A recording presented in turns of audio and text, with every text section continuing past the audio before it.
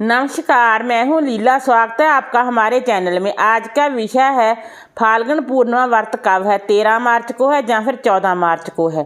भगवान श्री सत्यनारायण जी का व्रत कब रखा जाएगा, स्नान दान की पूर्णिमा कब होगी, इस विषय पर हम बात करते हैं। फाल्गुन पूर्णिमा व्रत 13 मार्च दिन गुरुवार को धारण किया जाएगा। रात्रि भी अपनी पूर्णिमा 13 मार्च को मिल रही है। इस दिन पूर्णिमा का व्रत किया जाएगा।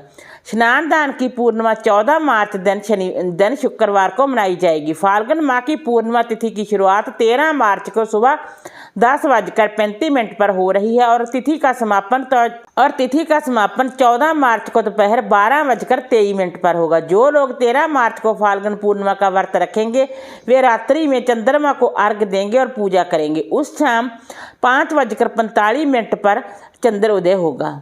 फाल्गुन पूर्णिमा के व्रत वाले दिन वदरा है। उस दिन वदरा सुबह में 10:35 से रात्रि 11:26 तक है। इस दिन होलिका दहन वदरा के बाद ही होगी। उस दिन स्नान और दान के लिए ब्रह्म मुहूर्त सबसे अच्छा समय है। ब्रह्म मुहूर्त होगा सुबह 4:55 से लेकर सुबह 5:44 तक। पूर्णिमा का शुभ मुहूर्त होगा यानी कि अभिजीत मुहूर्त होगा दोपहर में 12:07 से 12:54 तक। गुरु राहु काल होगा दोपहर 1:30 से दोपहर 3 बजे तक। 14 मार्च दिन शुक्रवार को जो लोग भगवान श्री सत्यनारायण जी का व्रत धारण करेंगे 14 मार्च को किया जाएगा। इस दिन भगवान श्री सत्यनारायण जी का कथा का आयोजन भी किया जाएगा क्योंकि 14 मार्च को उदय तिथि की पूर्णिमा है। 13 मार्च को होलिका दहन किया जाएगा और 14 मार्च को रंग वाली होली खेली जाएगी। होलिका दहन शुभ मुहूर्त 13 मार्च रात्रि 11:26 से रात्रि 12:30 तक है।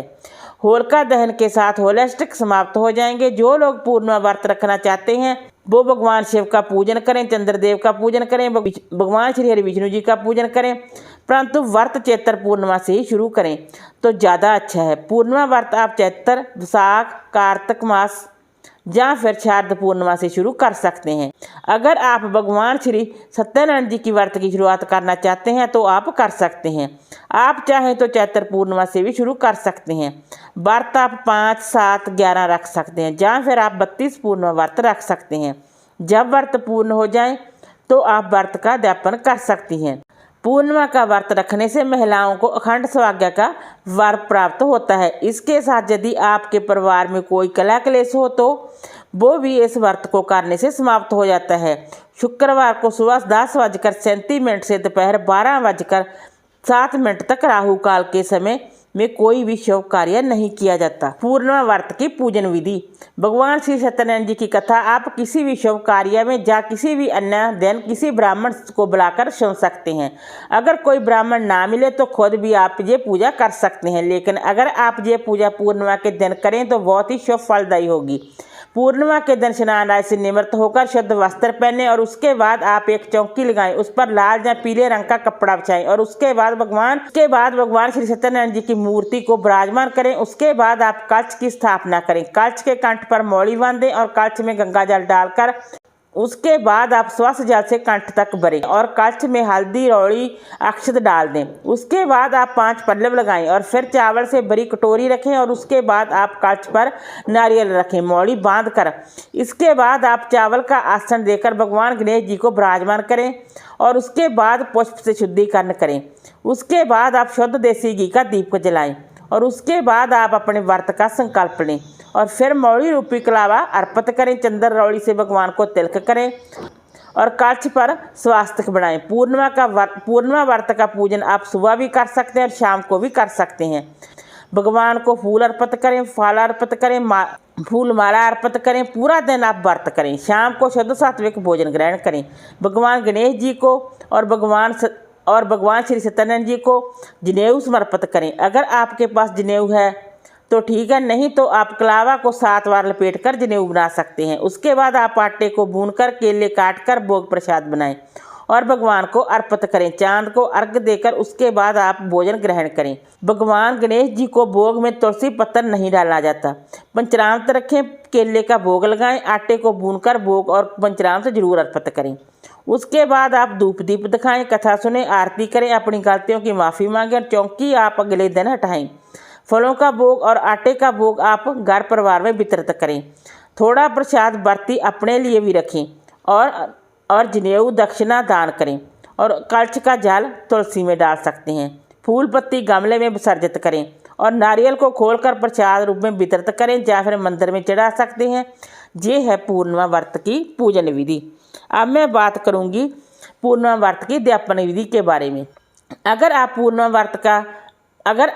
व्रत करते हैं या कोई भी व्रत करते हैं तो आपको व्रत की पूर्णता के लिए व्रत का उद्यापन करना चाहिए। व्रत उद्यापन के बिना आपके सभी व्रत निष्फल ही माने जाते हैं। व्रत आप 5 कर सकते हैं, 7 कर सकते हैं, 11 कर सकते हैं। तो व्रत पूर्ण होने के बाद व्रत का उद्यापन जरूर करें। अगर आपने कोई ऐसा व्रत किया है और बीच में आपने छोड़ दिया है तो उसे दोबारा से शुरू करें और उस व्रत का उद्यापन करें। जब भी आपने कोई व्रत करना हो उसमें इस्तेमाल होने वाली पूजा सामग्री, दान सामग्री एक दिन पहले ला के रखें ताकि आपको व्रत के दिन सुविधा हो। व्रत के एक दिन पहले इन 3 नियमों का आप पालन करें। शाम के समय शुद्ध सात्विक भोजन ग्रहण करें। शादीशुदा है तो ब्रह्मचर्य व्रत का पालन करें और लहसुन प्याज का सेवन न करें। व्रत उद्यापन के दिन सुबह जल्दी उठकर सबसे पहले आप घर की साफ सफाई करें और उसके बाद स्नान आदि से निवृत्त होकर शुद्ध वस्त्र पहनें और सबसे पहले आप सूर्यदेव को जल अर्पित करें। उसके बाद तुलसी पूजा करें और दैनिक पूजा करें। उसके बाद आप अपने पूर्ण व्रत का पूजन करें। पूजन आप उसी तरह करें जैसे आप हर पूर्णिमा को करते आ रहे हैं। पूर्णिमा व्रत वैसे तो 32 पूर्णिमा व्रत करने चाहिए। अगर आपने 5, 7, 11, 21 व्रत किए हैं तो आप व्रत पूर्ण होने पर व्रत का उद्यापन जरूर करें। अगर आपने 11 व्रत किए हैं तो 12वें व्रत को उद्यापन करें। अगर आपने 32 पूर्णिमा व्रत करे हैं और आप 33 पूर्णिमा पर उद्यापन करें। उद्यापन के दिन ये 3 कार्य आप जरूर करें।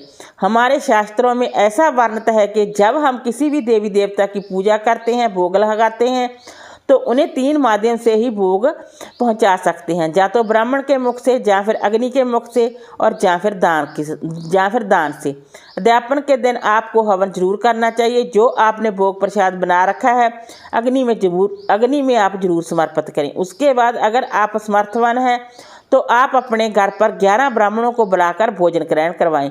अगर आप ऐसा नहीं कर सकते हैं तो आप 5 ब्राह्मणों को भोजन कराएं। अगर आप ऐसा भी नहीं कर सकते हैं तो आप 1 ब्राह्मण को भोजन जरूर कराएं और दान दक्षिणा देकर विदा करें। दान दक्षिणा में आप वस्त्र दे सकते हैं। ध्यान रखें, वस्त्र दान में आप 2 या 5 कपड़े जरूर दें। कभी भी आप 1 कपड़ा नहीं देना चाहिए। ऐसा शुभ समय पर किया जाता है। ऐसा अशुभ समय पर दान किया जाता है। अगर किसी वजह से आप ब्राह्मण को घर पर ना बुला पाएँ तो ऐसे में खाने पीने का सामान या खाने पीने की सूखी सामग्री, एक समय का भोजन उसके घर पर पहुंचा देना चाहिए। पूर्णिमा के दिन सफ़ेद और पीली चीज़ों का दान करना अत्यंत लाभकारी होगा। आज के दिन आप पीले या सफ़ेद रंग के कपड़े ही पहने अन्नदान कर सकते हैं, जैसे गेहूं, बाजरा, चने की दाल। इसके अलावा आप कंबल, तेल, सोने चांदी का दान कर सकते हैं। सफ़ेद चीज़ें दान कर सकते हैं। ऐसा करने से हमारा चंद्र ग्रह मजबूत बनता है। दूध, दही, चावल, चीनी का दान कर सकते हैं। दान करने के बाद आपको ब्राह्मण के चरण स्पर्श करने चाहिए और उनका आशीर्वाद लेना चाहिए। दान सामग्री के साथ आप दक्षिणा अवश्य रखें। उसके बाद आपने जो भोग प्रसाद बनाया है उसे अपने घर परिवार में वितरित करें और उसके बाद आप अपने व्रत को खोल सकते हैं। अगर आपने 32 पूर्णिमा व्रत करके 33 पूर्णिमा को उद्यापन किया है तो आप दिन में 2 बार भी भोजन कर सकते हैं।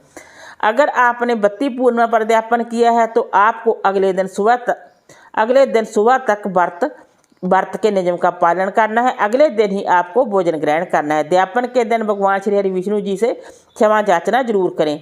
पूजा और दान के बाद आप गाय को, कुत्ते को, चींटियों को, पशु पक्षियों को जितना आपसे बन पाता है दाना, पानी, हरा चारा जरूर खिलाएं पिलाएं।